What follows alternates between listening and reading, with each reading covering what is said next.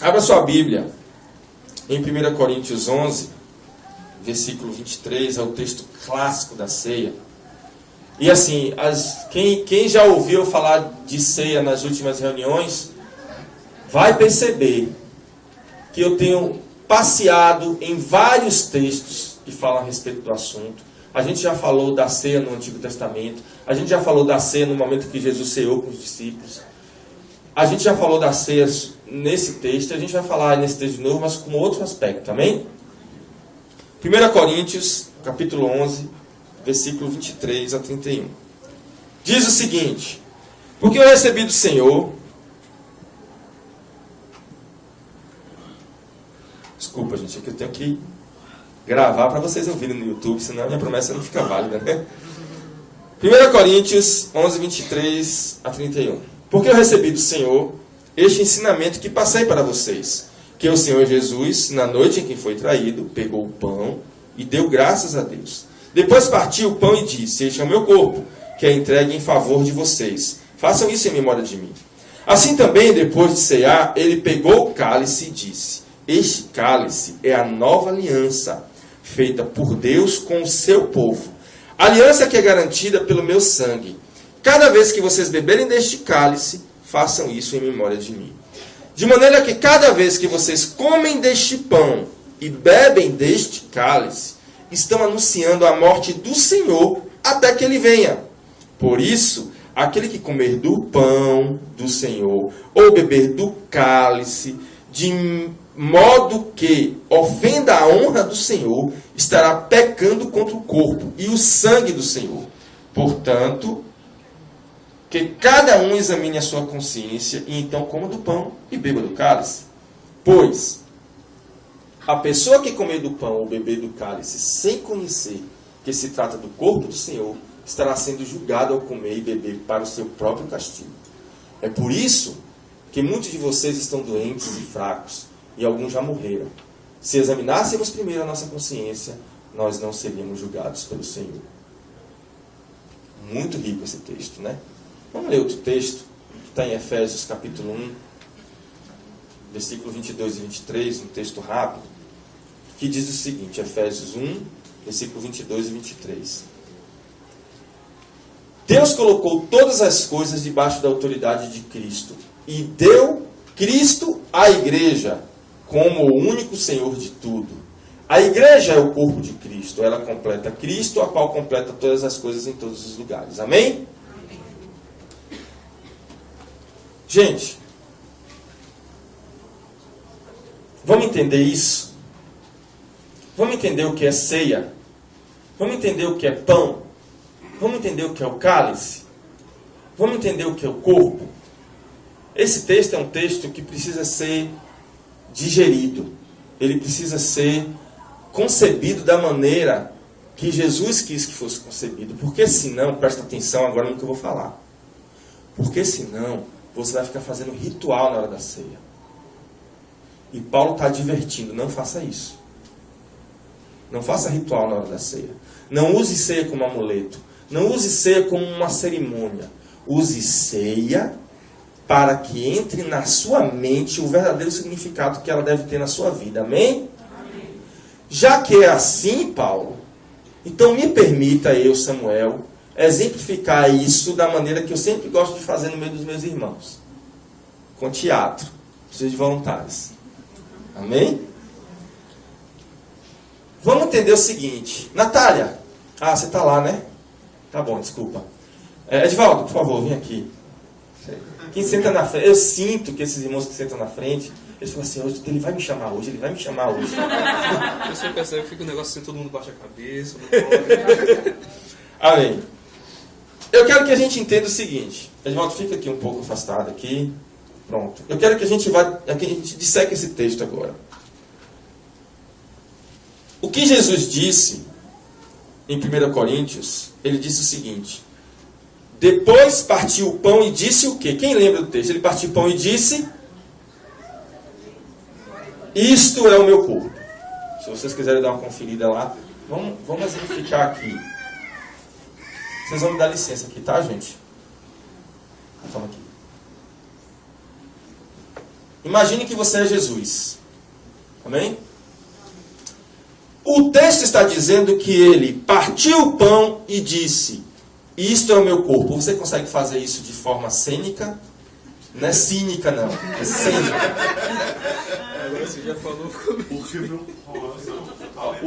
A frase é: isto é o meu corpo. Você tem que partir o pão. Só Henrique Cristo. Aí é cínica. Isto é o meu corpo.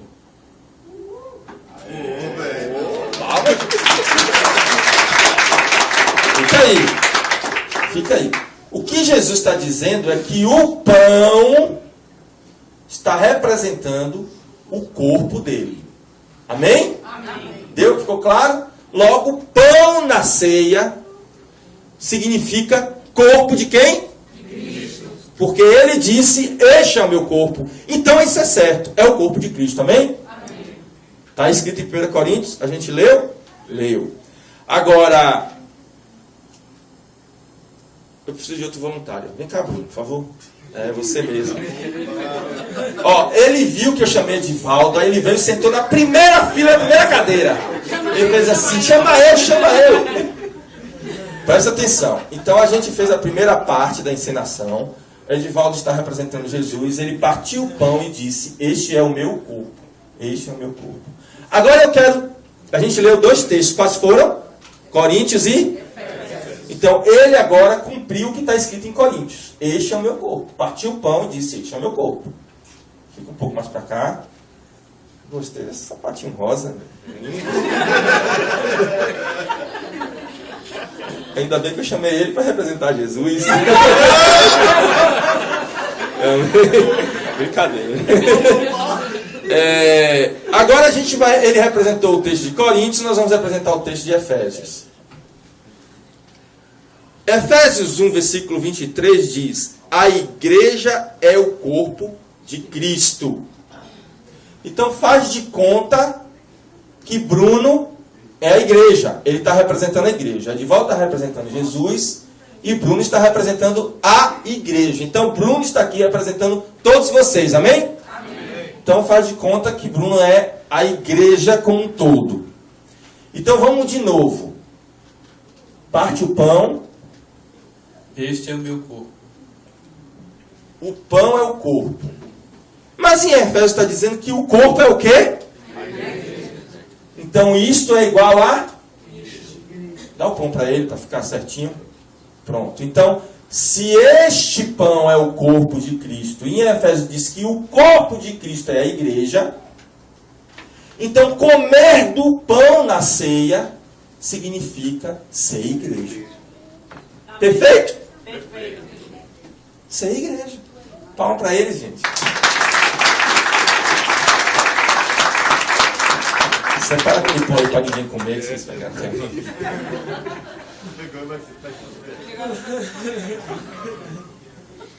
Então, meus irmãos, o que eu quero que você... Eu fiz essa encenação para nunca mais sair da sua cabeça que quando eu estou ceando, quando eu estou celebrando a ceia, eu não estou fazendo um cerimonial de come pão e bebe vinho. Eu estou dizendo que eu faço parte de uma igreja. Porque o pão é o meu corpo, disse Jesus. E o meu corpo é a igreja, disse Jesus. Ele é o cabeça da igreja. Eu peguei só 2 textos, mas eu poderia pegar outros textos que dizem na Bíblia que o corpo de Cristo é a igreja. Então, ceiar, comer do pão, significa eu faço parte de um grupo de irmãos que conhece a minha vida, que anda comigo. Ah, eu entendi. Então, ceiar, tendo discernimento de espírito, examinando a mim mesmo para não desonrar o Senhor, é eu só ceiar se eu for uma pessoa que frequenta as reuniões aos domingos, porque eu faço parte da igreja. Errou de novo. Fazer parte da igreja não é ir para as reuniões aos domingos. Não é. Sinto lhe informar. Fazer parte da igreja é ter relacionamentos vivos com as pessoas que fazem parte da igreja. Amém? Amém. Isso é fazer parte da igreja. Prove! Eu provo. Como que era a igreja dos discípulos? Que era um modelo inicial de igreja, não era isso? Quando Jesus vira para Pedro e diz: tu és Pedro, sobre essa pedra edificarei a minha igreja. Então ele juntou 12 discípulos e Jesus fundou a igreja e fez com que eles fossem os primeiros a viverem como igreja. E como é que eles viviam como igreja? Indo para a reunião todo domingo? Abra sua Bíblia em Atos 2, capítulo 2, versículo 36 em diante. Gente, como é que começa o processo de igreja na sua vida? Eu vou te dizer como é que começa. Diga-se, na verdade, a gente vai ler Atos 2, 36 agora, gente. Eu me emocionei ontem, quando eu estava lendo esse texto.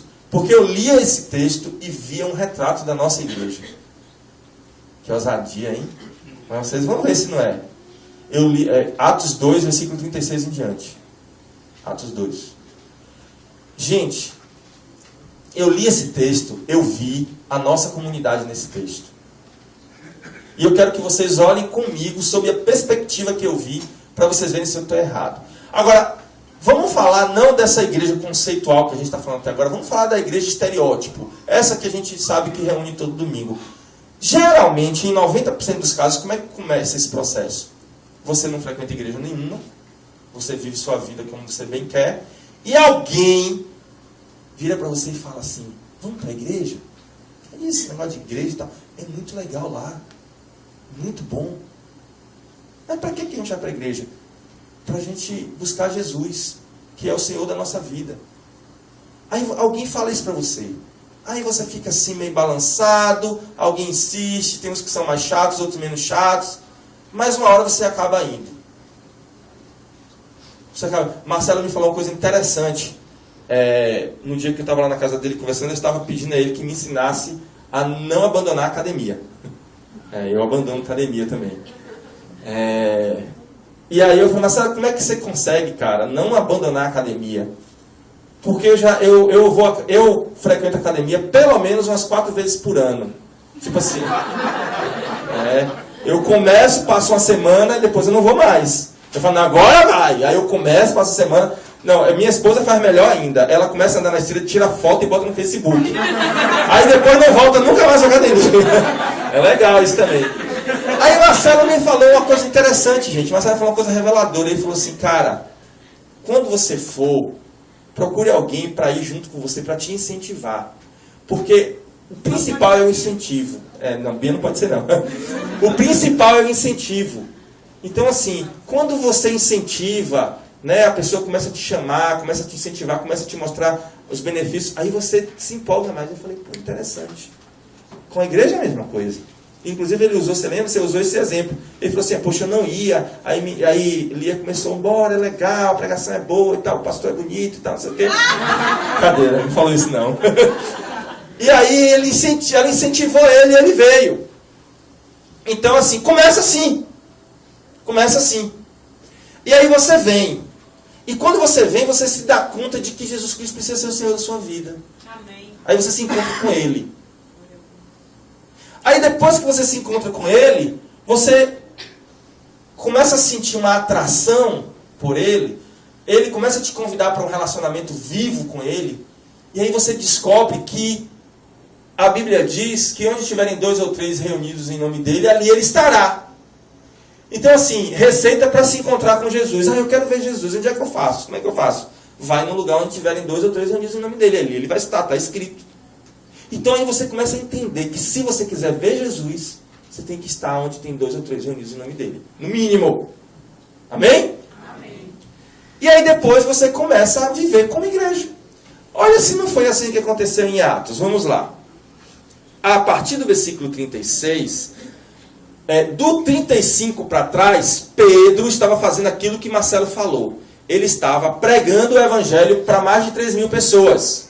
Ou seja, ele estava incentivando as pessoas a irem para a academia do céu. Amém? Amém. Então ele estava, vamos lá, gente, é bom e tal. Depois que ele começa a incentivar... E tem outro detalhe também importante que você tem que lembrar. Esse contexto aqui de Atos 2, os discípulos estavam reunidos num lugar, logo depois de alguns dias antes, Jesus ter sido morto, crucificado e subido aos céus. Então assim, os judeus tinham matado Jesus, mandado ele para a cruz. E depois, Jesus ressuscitou, subiu aos céus e os discípulos estavam lá esperando, porque Jesus disse que era para eles ficarem juntos.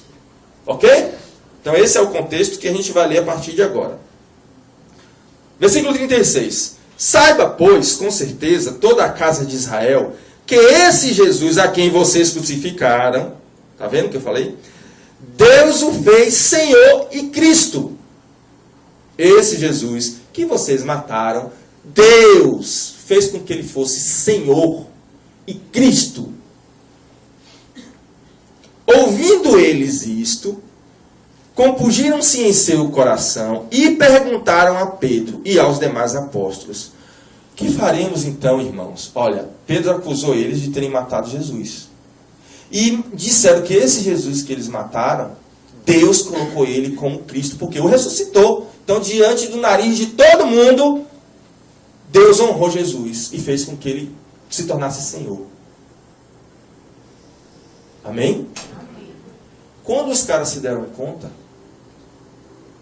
aí eles falaram: então e agora? O que a gente faz? Está aqui no 37. Aí no 38 Pedro responde: arrependei-vos e cada um de vocês sejam batizados em nome de Jesus Cristo para perdão dos pecados e recebereis o dom do Espírito Santo, porque a promessa vos diz respeito a vocês, a vós, a vossos filhos e a todos que estão longe, a tantos quantos Deus nosso Senhor chamar. E com muitas outras palavras, isso testificava e os exortava, dizendo: salvai-vos dessa geração perversa. Você veio para a igreja, e aí alguém começou a dizer para você: Jesus tem que ser Senhor da sua vida. E cuidado com esse mundo que está aí fora. Se livre dele, dessa geração perversa. Não é isso que a gente ouve na igreja, gente, o tempo inteiro? É a mesma coisa que ele estava pregando aqui. De sorte que foram batizados. Eita, a gente batiza, não batiza? Vocês estão começando a ver que a gente está fazendo igualzinho o que eles estão falando? A gente ensina que Jesus morreu na cruz, a gente ensina que ele ressuscitou e agora quer ser Senhor da sua vida. A gente ensina que você não deve andar num mundo perverso. Então, você está vendo seu espelho aqui? Amém. Nossa comunidade tem feito isso? Amém. E aí ele diz que, de sorte que foram batizados os que de bom grado receberam a palavra. O que acontece com quem tem ouvido a palavra aqui e falam: poxa, eu me convenci, quero me batizar. Vocês receberam de bom grado a palavra de Deus e decidiram se batizar, que é o que está escrito aqui. E naquele dia agregaram-se quase 3.000 almas. Essa é a única parte que a gente não chegou ainda, mas está perto. Amém? 3.000 almas estão chegando aí, gente. Vocês se preparam. 42. E perseveravam na doutrina dos apóstolos. Olha, agora o texto está começando a dizer como é que essa igreja vivia. Presta atenção agora, do 42 em diante. Aqui é um raio-x, é uma radiografia, é uma foto da igreja primitiva. Se você quiser perguntar assim, como é que a igreja primitiva vivia para a gente fazer igual, é desse jeito que vai começar a descrever aqui. Primeiro, 42, perseveravam na doutrina dos apóstolos. Qual é a doutrina dos apóstolos? É a Bíblia. Amém? É tudo aquilo que está escrito na Bíblia que faz com que a gente siga Jesus. Jesus disse: ide por todo mundo pregar o evangelho, fazendo discípulos de todas as nações, ensinando-os, batizando-os em nome do Pai, do Filho e do Espírito Santo, ensinando-os a guardar tudo que eu vos tenho ordenado. Doutrina. O que a gente faz na sexta? E na segunda? E no domingo? Ensina. Isso aqui é doutrina. E essa é a doutrina de quem? De Samuel? Dos apóstolos. Porque eu estou lendo a Bíblia para vocês, não estou? Então a gente está fazendo esse primeiro item, não está? Ensinando a doutrina. Então olha lá. Perseveravam na doutrina dos apóstolos e na comunhão. Epa! O que é comunhão?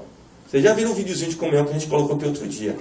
Comunhão não é participar de reunião dia de domingo. Comunhão é ter ligação com o outro. É eu conheço a sua vida, você conhece a minha. Isso é comunhão. Eu sei qual é o seu problema e você sabe qual é o meu. Eu sei quais são as tuas alegrias e você sabe quais são as minhas. E isso não dá para fazer dia de domingo de manhã. É verdade ou não é? Então, eles perseveravam na comunhão, no relacionamento. Continuando. Na comunhão e no partir do pão. O que a gente faz na sexta e na segunda? Depois que termina a reunião, o culto. Come. E muito. E no sábado também. Olha, sábado vai sair. A gente come. O nome disso é partir do pão. Então, eles perseveravam na doutrina, na comunhão e no partir do pão. É ou não é o que a gente tem feito, gente? Amém. Então, aviso a você que quando termina a reunião vaza. Não, a Bíblia fala sobre partir do pão também. Fica lá, come junto, conversa, bate papo. Tá vendo, Marta? Você está na graça, você está na visão. Porque se você for para a reunião em Alphaville e quiser ir embora, você não vai.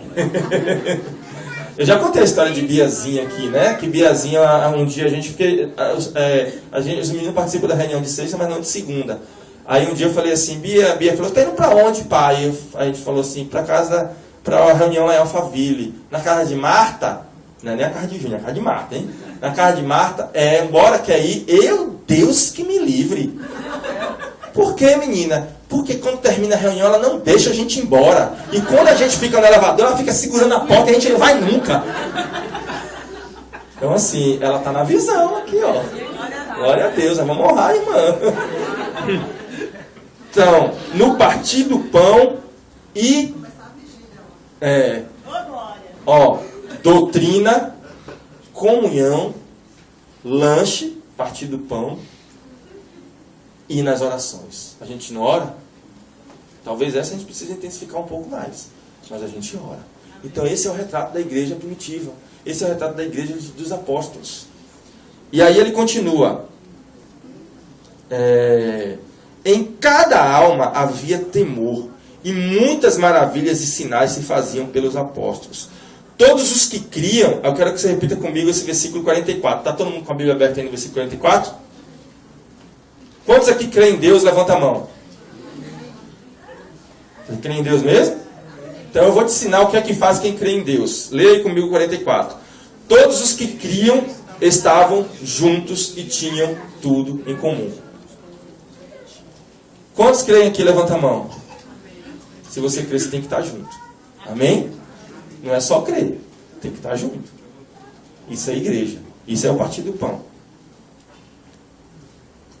45. Vendiam suas propriedades e fazendas e repartiam com todos, segundo cada um tinha necessidade. E perseverando unânimes todos os dias. Olha, só uma ressalva nesse 45, é que havia uma prática naquela época de todo mundo pegar todos os bens, entregar aos pés dos apóstolos, uma espécie de comunismo cristão. E eles repartiam. A gente entende que isso hoje não é necessário. Agora, a gente entende o seguinte, eu sempre digo isso. Samuel, se você tem 2 carros, significa que você tem que pegar um e entregar a Diego? Não significa isso. Diego tem que trabalhar para comprar o carro dele. Diego trabalha para comprar o carro dele, e se eu tenho 2 carros é porque eu tenho essa necessidade, porque eu tenho, por exemplo, a gente tem um salão de 40 funcionários, então nós temos abençoado a vida de 40 funcionários. E para manter essa estrutura a gente precisa de 2 carros. Agora, então, peraí, mas se Diego estiver passando necessidade, se Diego estiver passando aperto, o que é que eu tenho que fazer? Eu não preciso dar meu carro para ele. Diego, qual é o teu aperto? Está com a conta de luz atrasada? Está com situação financeira apertada? Eu tenho que tirar do meu salário e ajudar Diego. E isso é ter tudo em comum. Amém? Agora, deixa eu dizer uma coisa para vocês. Se não tem mais verba no meu salário, se o que eu tenho está apertado e eu não consigo abençoar Diego, então, se preciso for, eu tenho que vender meu carro. Amém? Porque não é admissível numa igreja que Diego passe necessidade e eu tenha 2 carros. Então, se eu não tenho como ajudá-lo, a igreja pode ajudá-lo simplesmente. Mas se não tem orçamento para ajudar, então a gente tem que vender o carro para poder ajudar Diego. E isso é ter tudo em comum. Amém? Amém. Agora, 46. E perseverando unânimes todos os dias no templo e partindo o pão em casa. Olha, eles perseveravam onde? No templo. E? Aonde? Primeiro? E? Era só no templo? Não. Era onde também? No templo? E em casa. Deu para entender, não deu? E bom. Então, e perseveravam unânimes todos os dias no templo e partindo o pão em casa, comiam juntos com alegria e singeleza de coração, louvando a Deus e caindo na graça de todo o povo. E todos os dias acrescentava o Senhor à igreja, olha a igreja, aqueles que iam sendo salvos. Amém? Amém. Isso é igreja.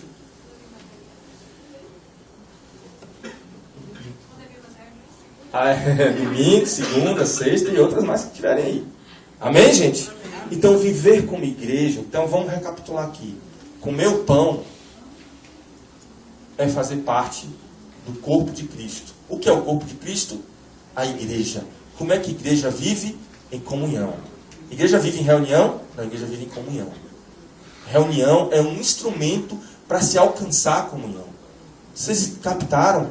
Não é reunião por si só.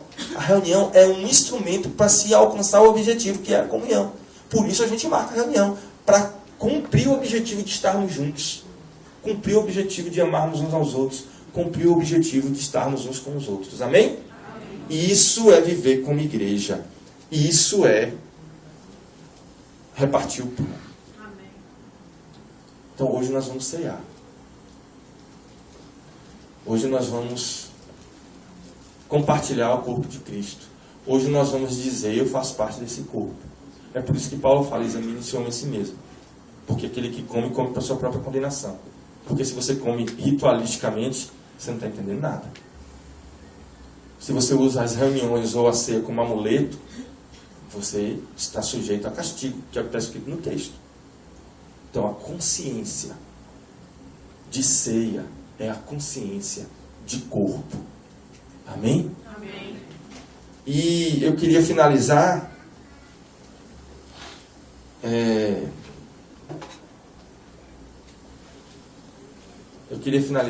falando um texto que Azevedo trouxe.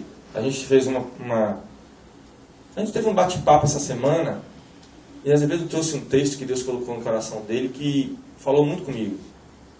Ele contou a história que a gente já conhece, que 2 discípulos estavam no caminho de Emaús, logo depois de Jesus ter sido morto e ressuscitado.